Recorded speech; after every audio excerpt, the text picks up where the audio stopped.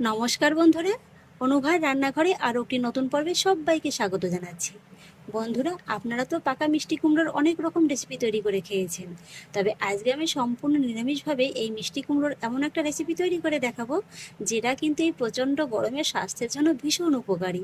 আর সবচেয়ে বড় কথা কি জানেন তো, এই রেসিপিটি তৈরি করতে কিন্তু মশলা বাটাবাটির কোনো রকম কোনো ঝামেলাই পোহাতে হয় না।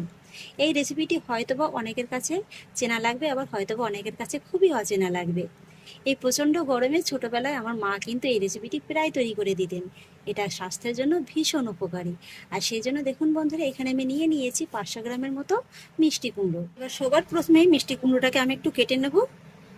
তবে চেষ্টা করবেন এই রেসিপিটি তৈরি করতে একটু বেশ পাকা ধরনের মিষ্টি কুমড়োটা নেওয়ার, যাতে মিষ্টি কুমড়োটা একটু মিষ্টি হয়, তাহলে কিন্তু এই রেসিপিটা খেতে বেশি ভালো লাগবে।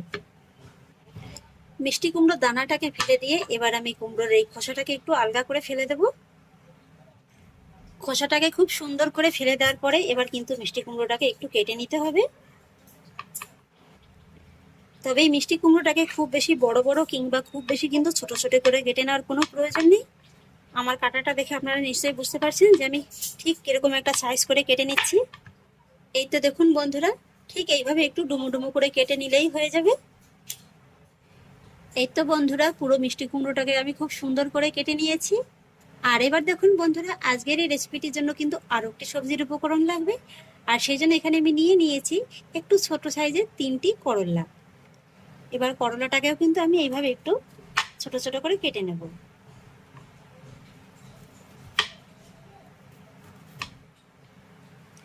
এই তো দেখুন বন্ধুরা, ঠিক এইভাবে করে কেটে নিলেই হয়ে যাবে। এই তো বন্ধুরা, করলাগুলোকেও আমি খুব সুন্দর করে কেটে নিয়েছি। আর বন্ধুরা, এখানে আমি 500 গ্রাম মিষ্টি কুমড়োর জন্য এরকম ছোট সাইজের 3খানা করলা নিয়েছি।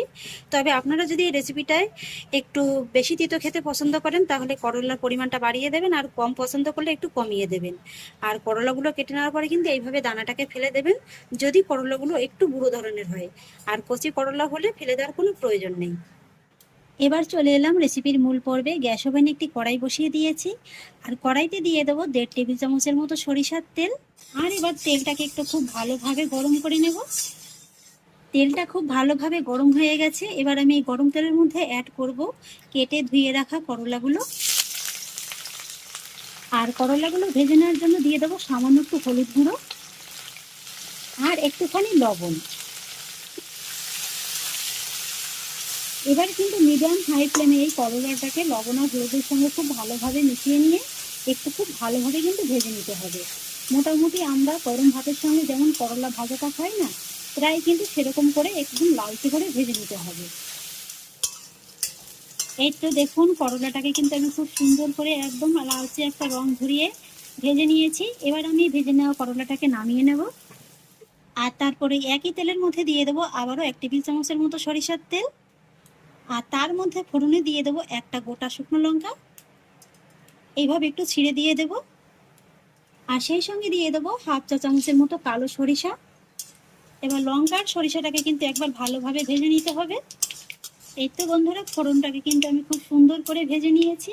আর এবার আমি ফোড়নের মধ্যে অ্যাড করব মিডিয়াম সাইজের একটি পাকা টমেটো কুচি। টমেটো কুচিটা দিয়ে স্বাদ অনুযায়ী একবারে লবণটা দিয়ে দেব। আর তারপরে দিয়ে দেবো 1/2 টিস্পুনের মতো হলুদ গুঁড়ো। আর একই সঙ্গে দিয়ে দেবো 1 টিস্পুনের মতো জিরে গুঁড়ো। একটু নেড়েচেড়ে এবার আমি এর মধ্যেই দিয়ে দেবো 1/2 টিস্পুনের মতো লাল লঙ্কার গুঁড়ো। এখানে কিন্তু বন্ধুরা লঙ্কাটা খুব বেশি যাবে না, খুব বেশি হলে কিন্তু খেতে ভালো লাগবে না। এবার আরও একবার একটু ভালোভাবে মিশিয়ে নেব। আর তারপর লো ফ্লেমে ঢাকা চাপা দিয়ে এই মশলাটাকে আমি একটু কষিয়ে নেব। ঢাকাটাকে এবার তুলে নিচ্ছি। এতে দেখুন বন্ধুরা, মশলাটাকে কিন্তু আমি একটু ভালোভাবে কষিয়ে নিয়েছি। তবে টমেটোটা কিন্তু একদম পুরোপুরি আমি গলিয়ে নিইনি, এটা কিন্তু রান্না করতে করতে গলে যাবে। আর ঠিক এই পর্যায়ে আমি এর মধ্যে অ্যাড করব কেটে ধুয়ে রাখা মিষ্টি কুমড়োটা। কুমড়োটাকে আমি মশলার সঙ্গে একবার ভালোভাবে নেড়েচেড়ে মিশিয়ে নেব। আমি যেহেতু শুরুতেই লবণ আর হলুদটা দিয়ে দিয়েছিলাম পরিমাণ মতো, তাই কিন্তু এখন আর কোনো লবণ আর হলুদের ব্যবহার করলাম না। আর এইভাবে যখন কুমড়োটাকে মশলার সঙ্গে খুব ভালোভাবে মিশিয়ে নেওয়া হয়ে যাবে, তখন গ্যাসের ফ্লেমটাকে একেবারে কমিয়ে দিয়ে ঢাকা চাপা দিয়ে এই কুমড়োটাকে আমি রান্না করে নেব প্রায় 5 থেকে 7 মিনিটের মতো সময় নিয়ে। আর এই ফাঁকা চলুন আজকের এই রেসিপিটির জন্য একটা স্পেশাল ভাজা মশলা তৈরি করে নেব। আর সেই জন্য গ্যাস ওভেনে একটি তড়কা প্যান বসিয়ে দিয়েছি। তার মধ্যে দিয়ে দেবো 1.5 চা চামচের মতো পাঁচফোড়ন। শুকনো খোলায় পাঁচফোড়নটাকে একটু হালকা করে ভেজে নেব। পাঁচফোড়নটাকে আমি খুব সুন্দর করে ভেজে নিয়েছি। এবার নামিয়ে একটু ঠান্ডা করে তারপরে গুঁড়ো করে নেব। 4-5 মিনিট বাদে এবার ঢাকাটাকে তুলে আপনাদের দেখিয়ে দিচ্ছি। এই যে দেখুন বন্ধুরা, একটুখানি ঢেকে রাখার কারণে কিন্তু বেশ অনেকটা জল বেরিয়েছে। একবার খুব ভালোভাবে নেড়ে চেড়ে নেব। তবে এই 4-5 মিনিটের মধ্যে দেখুন কুমড়োটা কিন্তু এখনও পুরোপুরিভাবে সেদ্ধ হয়নি। তাই এখন আমি এর ভিতরে যতটুকু জল বেরিয়েছে না, আর অল্প একটু পরিমাণে জল দিয়ে দেবো। এই মোটামুটি 1/4 কাপের মতো জলটা অ্যাড করলেই হয়ে যাবে।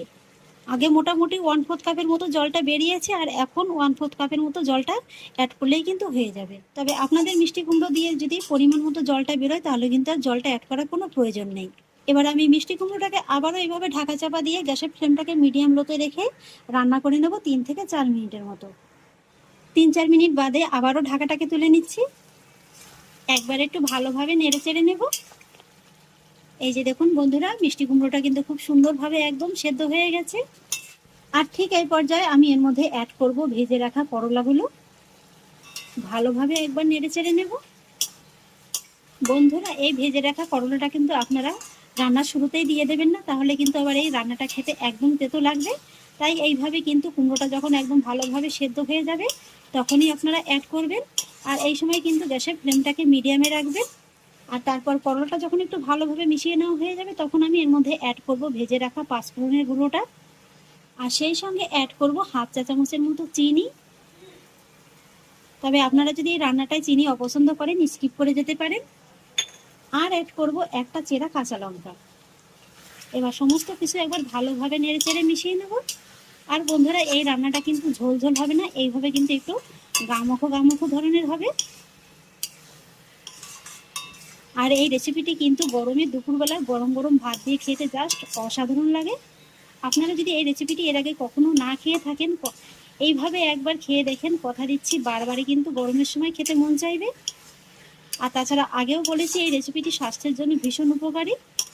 এই গরমে আমরা যেমন শরীরকে ঠান্ডা রাখতে বিভিন্ন ধরনের ঠান্ডা জাতীয় খাবার খাই কিংবা টক জাতীয় খাবার খাই, এইভাবে একবার এই রেসিপিটিও খেয়ে দেখতে পারেন। শরীরটা কিন্তু খুব সুন্দরভাবে একদম ঠান্ডা রাখে। ব্যাস এইভাবে আরও 2-1 মিনিট একটু নেড়ে চেড়ে নেব। 2-1 মিনিট আরও এইভাবে একটু নেড়ে চেড়ে নিয়েছি। এই যে দেখুন বন্ধুরা, করলার কুমড়ো দিয়ে কিন্তু করলার কুমড়োর ঘন্ট আমার একদম রেডি। এই যে দেখুন কুমড়োগুলো কিন্তু খুব সুন্দরভাবে একদম গোটা গোটা আছে, অথচ খুব সুন্দরভাবে কিন্তু সেদ্ধ হয়ে গেছে। এবার আমি গ্যাসের ফ্লেমটাকে অফ করে দেব। ব্যাস তারপর গরম গরম এই কুমড়ো রেসিপি সার্ভ করে নেব। এই প্রচণ্ড গরমে যদি ঘন্টার পর ঘন্টা গ্যাসের কাছে দাঁড়িয়ে থাকতে না ইচ্ছা করে তাহলে ঝটপট বানিয়ে নিন আজকের এই রেসিপিটি। এই রেসিপিটি খেলে যেমন থাকবে পেট ঠান্ডা, আর তেমনি কিন্তু সময়টাও বেঁচে যাবে।